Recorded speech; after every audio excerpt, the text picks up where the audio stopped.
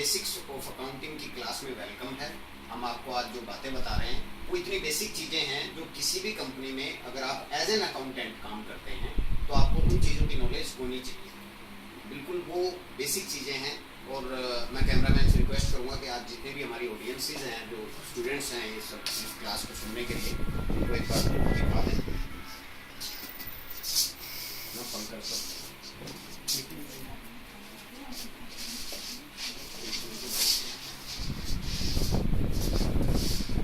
तो आप आज का टॉपिक हम स्टार्ट करते हैं कि सबसे पहले डेफिनेशन ऑफ अकाउंटिंग, जो जनरली आप सबको पता होनी चाहिए कि अकाउंटिंग है क्या, व्हाट इज अकाउंटिंग। अगर इसको डेफिनेशन वे से अगर हम देखें तो accounting is a systematic process of identifying, measuring, recording, classifying, verifying, summarising, interpreting and communicating financial statements, informations. Basically हम अगर इसको दूसरे वे से कहें कि भाई अकाउंटिंग जनरली एक लेमैन में हम कहते हैं कि क्या होती है अकाउंटिंग। सिस्टमेटिक तरीके से किसी भी फाइनेंशियल इंफॉर्मेशन को सबसे पहले तो हमें आइडेंटिफाई करना पड़ता है कि हमें किन किन इंफॉर्मेशंस की रिक्वायरमेंट है जिनकी हमें अकाउंटिंग करनी है, क्योंकि हर एक इंफॉर्मेशन रिक्वायर्ड नहीं है अकाउंटिंग करने के लिए। तो सबसे पहले हम इस चीज़ को आइडेंटिफाई करेंगे कि कौन सी इंफॉर्मेशन रिक्वायर्ड है अकाउंटिंग करने के लिए। उसके बाद जो इंफॉर्मेशन हमें आइडेंटिफाई कर ली उसको फाइनेंशियल टर्म्स में मेजर करेंगे। अगर हमारी फाइनेंशियल करेंसी रुपीज़ है तो हम उसको रुपीज़ में मेजर करेंगे।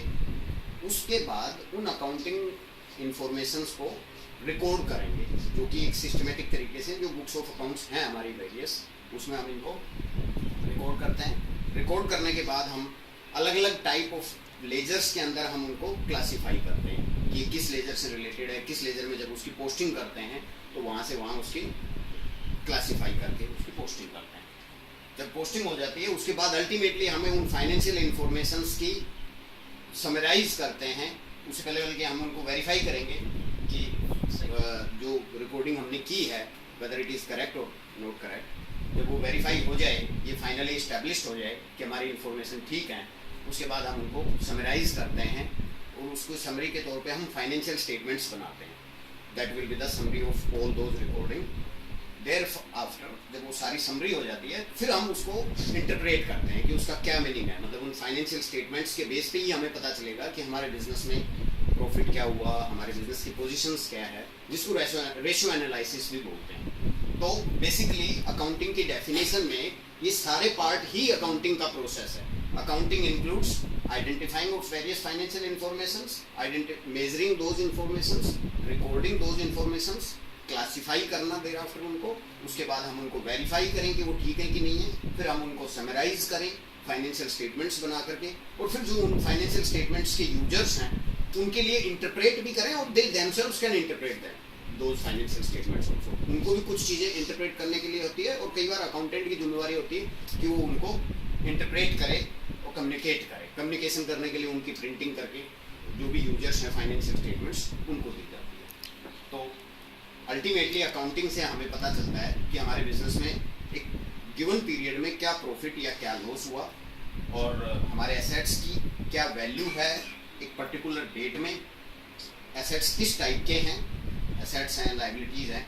बाकी आगे फर्दर अब जब हम आगे बढ़ेंगे तो इन चीज़ों को समझेंगे। नेक्स्ट थिंग्स, अकाउंटिंग हमें क्या इंफॉर्मेशन प्रोवाइड करती है। अकाउंटिंग से हमें एक तो फर्म के पास आज की तारीख में क्या क्या रिसोर्सेज अवेलेबल हैं वो पता चलते हैं। मतलब इनकी फाइनेंशियल स्टेटमेंट्स जो बनाते हैं उससे हमारे को एसेट्स और लायबिलिटीज़ की पोजीशन पता चलती है। That is the available resources of the firm. Then उन रिसोर्सेज को हम फर्दर कैसे यूज़ करेंगे अपने बिजनेस के लिए, वो इन्फॉर्मेशन काम आती है उससे। और अल्टीमेटली हमने उनके यूज से या ये जो भी बिजनेस कर रहे हैं उससे क्या रिजल्ट अचीव हुए वो प्रॉफिट एंड लॉस अकाउंट से हमें पता चलता है। नेक्स्ट थिंग इज कि फाइनेंशियल स्टेटमेंट्स क्या होते हैं। अभी बीच में हमने कहा था कि समराइज करते हैं, तो वो समरी जो है वो फाइनेंशियल स्टेटमेंट्स के फॉर्म में हम रिप्रेजेंट करते हैं। तो जो रिकॉर्डेड डेटा हैं जो फाइनेंशियल पोजीशंस को शो करते हैं, जिसमें बैलेंस शीट है, statement of profit and loss account है और स्टेटमेंट ऑफ कैश फ्लो है। Basically these are the financial statements. General parlance में हम इनको फाइनेंशियल स्टेटमेंट्स बोलते हैं। नॉर्मली फाइनेंशियल स्टेटमेंट्स में जो कम बिजनेस रिक्वायरमेंट्स होती है, बैलेंस शीट और प्रॉफिट लॉस अकाउंट की ज़्यादा होती है, बट कैश फ्लो भी कई बार बड़ी कंपनीज के केस में रिक्वायर्ड होता है। थर्ड चीज़ आती है कि फाइनेंशियल स्टेटमेंट्स को जब हम उनको इंटरप्रेट कर करके और उनको कम्युनिकेट करते हैं, किसको चाहिए इन फाइनेंशियल स्टेटमेंट्स की, इन फाइनेंशियल इंफॉर्मेशन की ज़रूरत किनको है। तो एक तो इनसाइड यूजर्स होते हैं जो बिजनेस के अंदर लाइक ओनर है कंपनी का, चाहे वो प्रोप्राइटर हो या वो चाहे उसके पार्टनर्स हों। प्राइवेट लिमिटेड कंपनीज के केस में शेयर होल्डर्स हैं, 20 peoples are the owner of a company.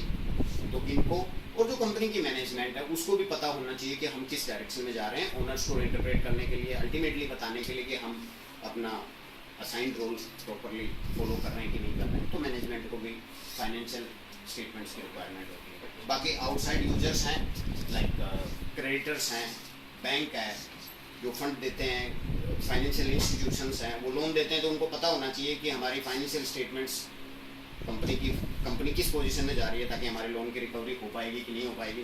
Government agencies हैं लाइक सेल टैक्स डिपार्टमेंट है, टीडीएस इनकम टैक्स डिपार्टमेंट है, सर्विस टैक्स डिपार्टमेंट है, एक्साइज डिपार्टमेंट है, रजिस्ट्रार ऑफ कंपनीज हैं, क्योंकि इनकम टैक्स डिपार्टमेंट को इनकम कैलकुलेट करनी होती है, सेल्स टैक्स डिपार्टमेंट को सेल टैक्स कैलकुलेट करना होता है, एक्साइज या सर्विस टैक्स डिपार्टमेंट को एक्साइज या सर्विस टैक्स कैलकुलेट करनी पड़ती है, या जो हमने कैलकुलेट किए उसको डिटरमाइन करनी पड़ती है कि वो सब ठीक है, कहीं गलत तो नहीं रिपोर्टिंग कर रहा है मैनेजमेंट। तो इन सब चीज़ों के लिए, और इनके अलावा और भी दूसरे यूजर्स होते हैं। कई बार जनरल पब्लिक भी बड़ी बड़ी कंपनीज की फाइनेंशियल स्टेटमेंट्स को देख करके और आगे फर्दर इंटरप्रिटेशंस करती हैं। इकोनॉमिक्स में भी स्टैटिस्टिकल डेटा भी एनालाइज किए जाते हैं इन फाइनेंशियल स्टेटमेंट्स के साथ। अब बात आती है जब अकाउंटिंग करेंगे तो अकाउंटिंग करने के लिए कुछ फंडामेंटल प्रिंसिपल्स हैं, या जिनको अकाउंटिंग कॉन्सेप्ट्स कहेंगे या अकाउंटिंग एजम्पशंस कहेंगे। ये बड़ी नेचुरल सी बात है कि अगर आपने कुछ भी करना है तो आपको पहले कुछ प्रेजम्पशंस लेके चलेंगे। लाइक जैसे आज हमने ये मीटिंग कर रहे हैं तो हमने ये प्रेजम्पशंस ली हुई है ना कि सब लोग बैठेंगे, टेबल पे ही बैठेंगे, चेयर पे ही बैठेंगे, टेबल पर नहीं बैठेंगे। तो these are the fundamental assumptions हमें लेके चलना पड़ता है। ऐसे अकाउंटिंग करने में भी कुछ प्री डिफाइंड रूल्स हैं, कुछ प्री डिफाइंड एजम्पशंस हैं, कुछ कॉन्सेप्ट्स हैं जो हम फॉलो करेंगे। और ये जनरली वैसे तो कई सब ग्रुप्स भी हैं, बट मोटे मोटे हम फिलहाल 1 दर्जन अकाउंटिंग प्रिंसिपल्स की बात कर रहे हैं। There are around 12 accounting concepts, principles या एजम्पशंस।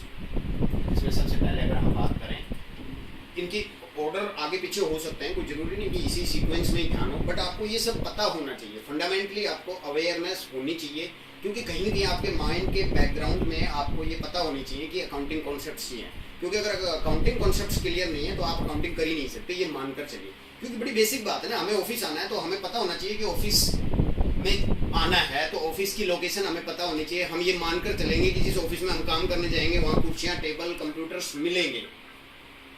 ऐसे तो नहीं इमेजिन करके जाएंगे ना कि भाई ऑफिस में जाना है, वहाँ पता चले कि वहाँ पता आपको पहले ये बेसिक जो नेसेसिटीज़ हैं वो है ही नहीं। तो अकाउंटिंग करने के लिए भी कुछ बेसिक चीज़ें हैं जो होनी चाहिए, लाइक मॉनेटरी कॉन्सेप्ट्स या money measurement concepts. It says कि आप केवल वही फाइनेंशियल इंफॉर्मेशन को रिकॉर्ड करोगे जिसको हम मॉनेटरी वैल्यू में डिटरमाइन कर सकें, मॉनेटरी वैल्यू में मेजर कर सकें। आप ये नहीं है कि कुछ भी उठा के उसकी अकाउंटिंग शुरू कर दोगे। कंपनी को अगर किसी ने अच्छा सर्टिफिकेट दिया कि this is the very good company as compare to that company, तो हम इनको एक अवार्ड देते हैं मोमेंटम के तौर पे, मोमेंटो के तौर पे कि सर आप तो बहुत बढ़िया कंपनी है, तो हम उसकी कोई अकाउंटिंग एंट्री नहीं पास करेंगे। बट अगर हमें कुछ कैश प्राइस मिला, पैसा मिला कंपनी में, तो that has to be accounted. तो मॉनेटरी कॉन्सेप्ट्स या मनी मेजरमेंट कॉन्सेप्ट्स कि हमें केवल दोज ट्रांजैक्शंस को ही रिपोर्ट करना है, those can be measured in money. वो चाहे हमारी जिस कंट्री में हम अकाउंटिंग कर रहे हैं उस लोकल कंट्री की करेंसी हो सकती है, फॉरेन करेंसी भी हो सकती है। क्लियर है।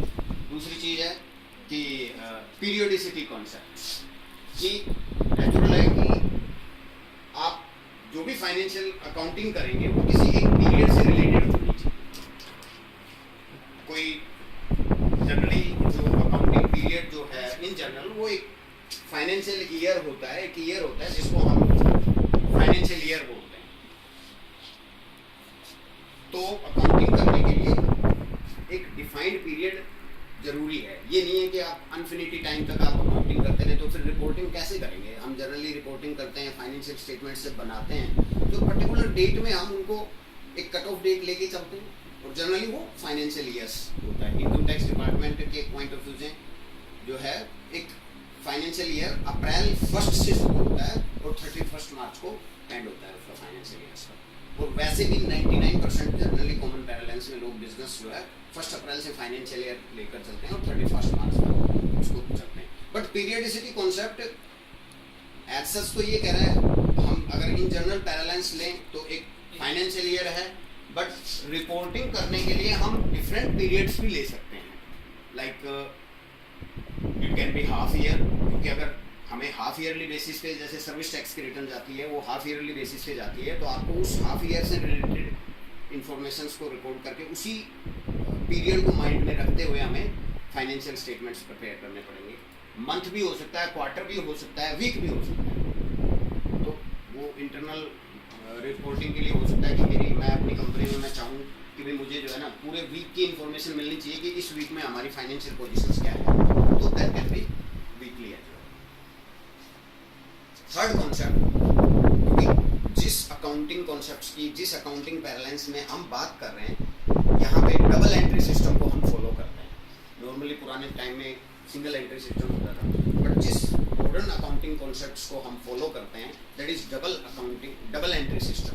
और ये अपने आप में भी एक अकाउंटिंग एजम्पशंस है कि ये मानकर चलेंगे कि जहाँ भी अकाउंटिंग हो रही हो डबल एंट्री सिस्टम से हो रही है। तो डबल एंट्री सिस्टम में क्या होता है कि हर एक ट्रांजैक्शंस को 2 बार रिकॉर्ड किया जाता है। एक बार उसको लेफ्ट साइड में जिसको डेबिट बोलते हैं और एक बार उसके राइट साइड में वही अमाउंट लिखी जाती है दैट इज क्रेडिट साइड। तो double entry system third concept है। फोर्थ है कि सेपरेट एंटिटी कॉन्सेप्ट।